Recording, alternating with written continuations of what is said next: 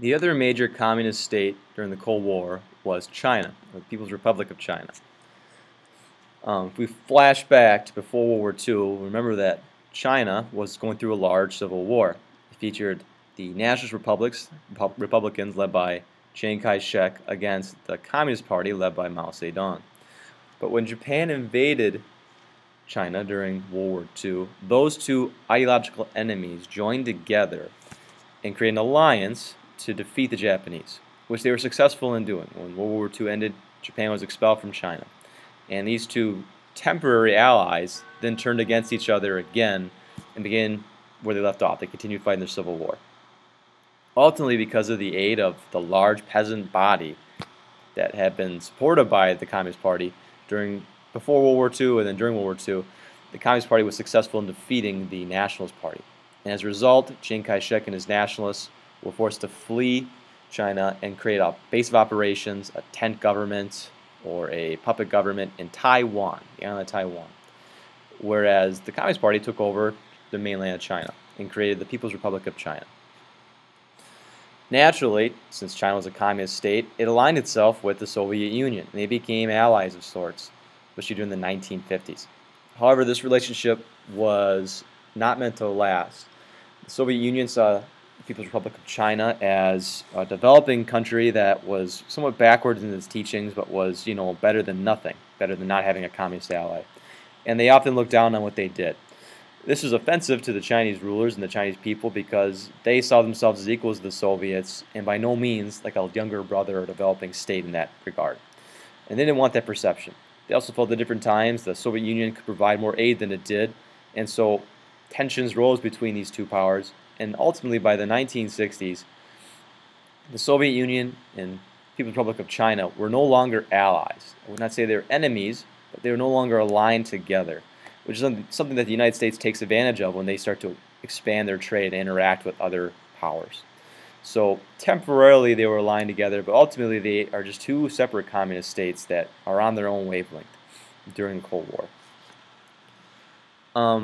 Some differences in their practices. The Soviet Union, under Stalin's rule in particular, practiced a type of communism that promoted the proletariat industrial worker, people that worked in factories, as being the heart and soul of the state and of the community, and that they are the most important part of that society.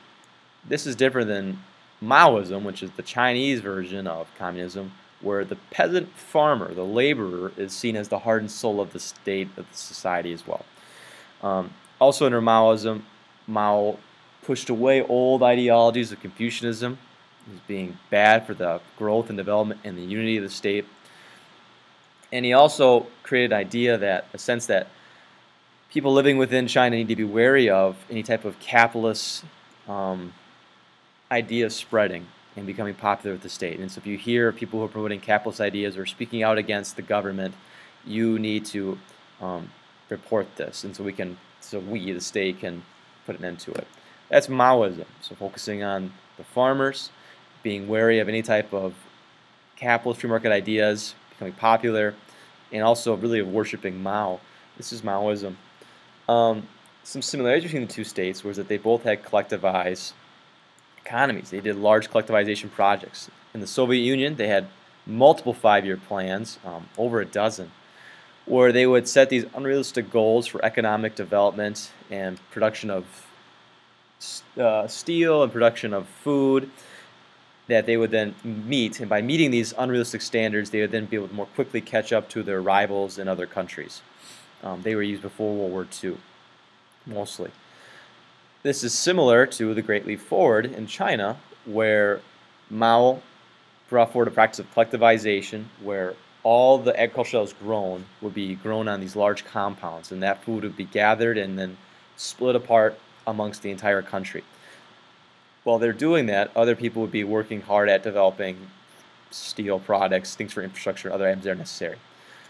But the problem with the Great Leap Forward was that when they did this process, they were trying to create a large amount of crops during a massive drought, which created a large famine, which caused a lot of people to die. And when you had less people working, it made it even harder to achieve these massive goals of large agricultural output. And so ultimately, Great Leap Forward was a massive failure, caused a lot of deaths because they were unable to produce enough food to keep the population going. And on these large farms, they were also encouraged to produce their own types of steel, kind of like Bessemer process technology, where they would create their own type of kind of pig mud steel, this gross, inferior, crude steel. And the products that they produced, because they weren't experts on it and were not working in well-designed factories, was pretty poor. And so even what they did produce on the farms for steel was not adequate, and they didn't produce enough food. So Great Leap Forward resulted in really a lot of deaths and failure. This chart shows is a good way of viewing the failure. This is the population of China, People's Republic of China, in 1990. And on the right is women, on the left are men. You can see the age shown here by the y-axis, and then the size of the classes by the x-axis here. And it's very clear that after, or well, from ages 0 to 25 or 0 to 30, there's a large percentage of the population there. And then all ages from 30 to 35, there's a major dip for both sides of this. And then going forward, there's a much smaller percent of the population because, you know, the older you get, the weaker and less people are around. This drop here shows when the Great Leap Forward happened. That was roughly 30 years ago, 35 years ago. And it's such a low number of people living at the time because not many people were born or survived during this time period. So young people that were born at this time died of starvation. So that's why there's a huge dip in the population during this time period, because 30 years ago, 35 years ago, that's when the Great Leap Forward was happening, and people died during this process.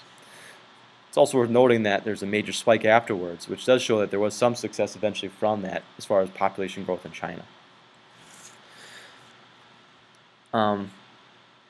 Because it was such a negative event in China, and it had such a negative impact on the population, people began to speak out against Mao and advocated for more capitalist free market practices and a more democratic government.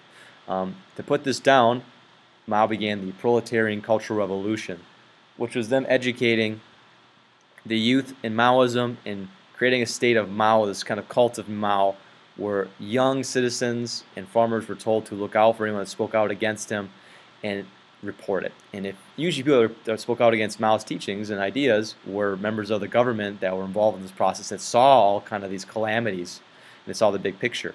And so a common scene would be a high-ranking military official being expelled from his position because he was speaking out against Mao and this command economy, and being sent to work on the farms as a proletariat laborer. So it stopped people from speaking out, but also created a very dangerous state where the youth was actively working against the intellectuals of the country. Because of this, many intellectuals fled China or were forced to work in positions that did not use their skills as well as they should have. Both the Great Leap Forward and the Cultural Revolution were ultimately failures.